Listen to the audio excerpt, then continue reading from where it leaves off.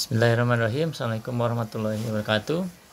Kembali lagi ke mata kuliah metode penelitian. Kali ini kita akan bahas terkait tentang rancangan penelitian,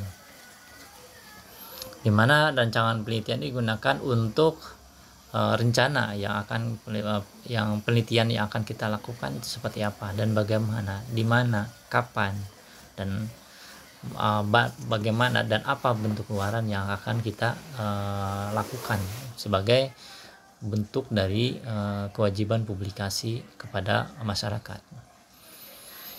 Adapun pengertian dari fungsi dan rancangan penelitian adalah rencana yang harus dibuat oleh para peneliti tadi, ya,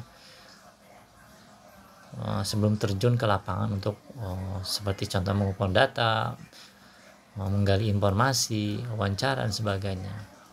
Isi rancangan terdiri dari aspek konsepsional dan aspek operasional. Jadi kalau aspek konseptual ini berisi terkait tentang rencana konsep penelitian nanti akan berbentuk seperti apa dan bagaimana, terus harus gimana gitu konsepnya. Lalu untuk aspek operasional ini artinya adalah implementasi dari aspek konsepsional tadi. Misalnya contohnya penelitian ini akan mengarah ke penelitian tindakan kelas misalnya. Berarti aspek operasionalnya apa? Berarti kalau tindakan kelas misalnya salah satunya bisa dilakukan di suatu sekolah misalnya. Ini contohnya PTK di sebuah guru di sekolah untuk meneliti kinerja dari pembelajaran misalnya. Jadi intinya adalah aspek operasional ini adalah implementasi dari aspek konsep yang sudah direncanakan sebelumnya.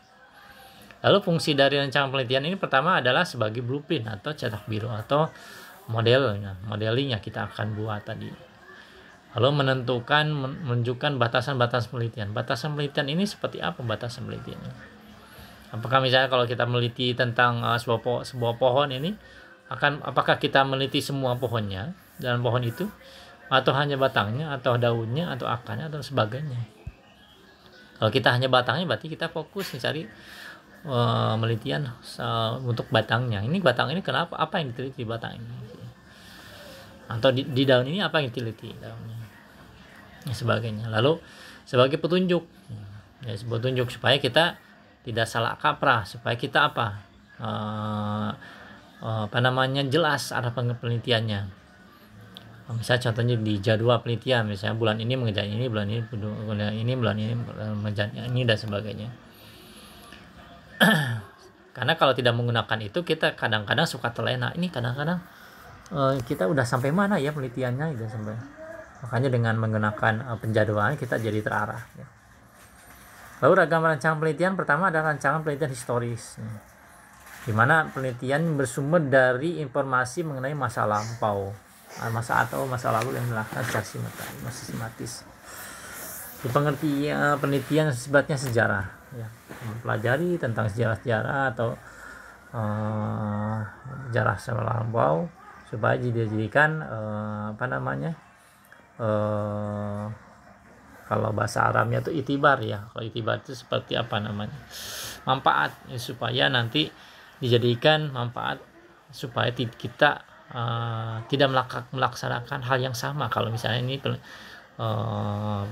sejarah yang lampau sudah bernilai jelek gitu, atau yang keduanya supaya kita semangat bahwa memang dulu juga orang pernah melakukan atau melaksanakan atau membuat sesuatu seperti itu, tapi dan ini dilaksanakan secara sistematis. Lalu rancangan penelitian deskriptif ini menggambarkan karakteristik populasi atau fenomena yang sudah diteliti, sehingga metode penelitian ini fokus utamanya menjelaskan objek penelitian sehingga menjawab peristiwa atau fenomena yang terjadi. Ya. Misal contohnya untuk penelitian deskriptif ini, misalnya contohnya menggambarkan penelitian tentang penyakit COVID misalnya yang 2 tahun ke belakang. Dimana untuk provinsi Jawa Barat ini termasuk ke kategori sedang, tinggi dan rendah. Kita gali ini kenapa sih Mas ya di Jawa Barat ini termasuk kategori misalnya zona ini dan sebagainya. Jadi apa namanya, kita akan menggali informasi sedetail mungkin dari populasi atau sampel.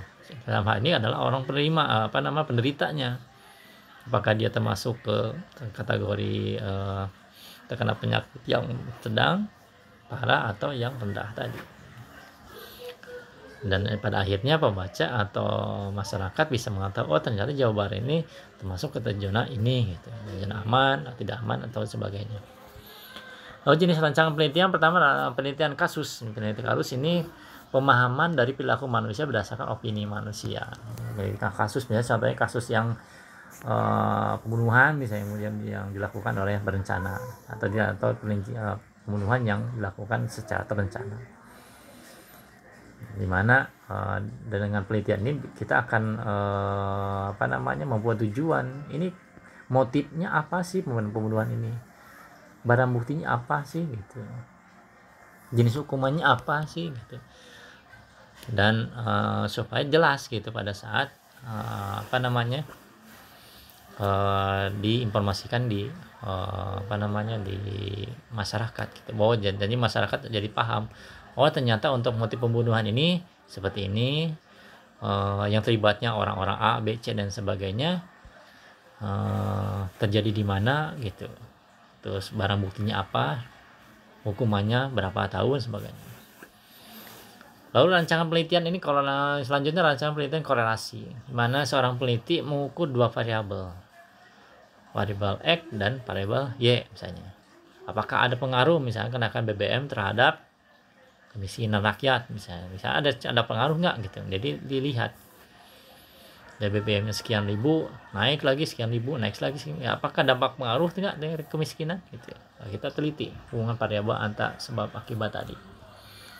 Lalu rancangan penelitian kausal komparatif ini membandingkan suatu objek antara objek yang berbeda atau yang berbeda dan menemukan hubungan sebab akibat. Ini hampir mirip dengan korelasi ya. Penelitian antara kausal komparatif dengan penelitian korelasi, tapi ada bedanya gitu. Tapi kalau yang ini kalau kausal komparatif membandingkan variabel objek, kalau ini korelasi ini menghubungkan dua variabel apakah ada pengaruh atau tidaknya gitu.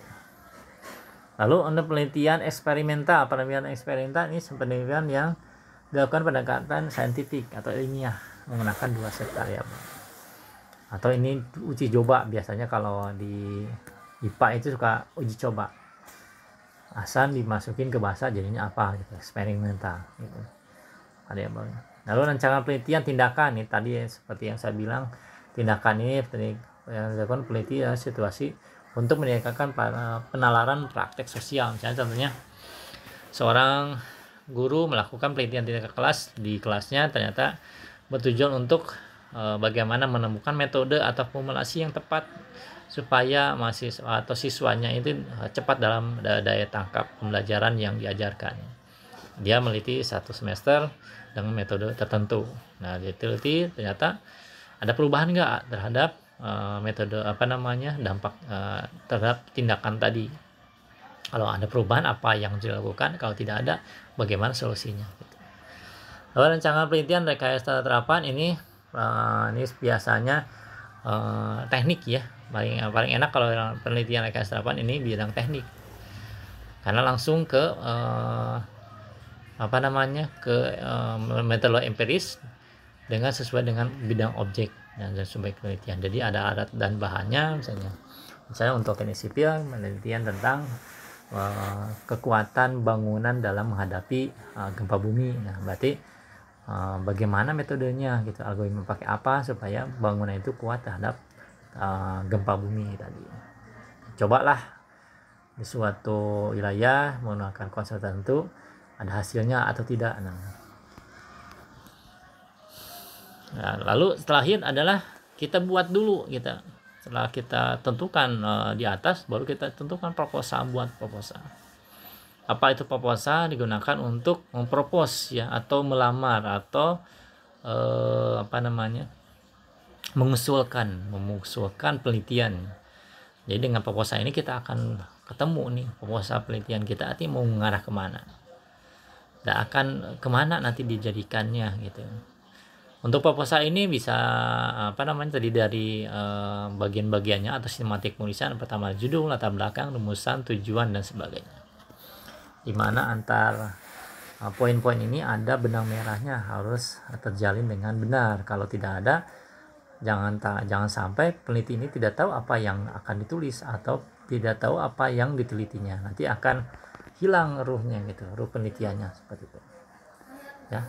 Mungkin itu saja. Selamat mencoba membuat proposal penelitian supaya lebih mengena dampak atau maksud dari pertemuan kali ini. Kurang lebihnya mohon maaf, Bapak akhiri. Wassalamualaikum warahmatullahi wabarakatuh.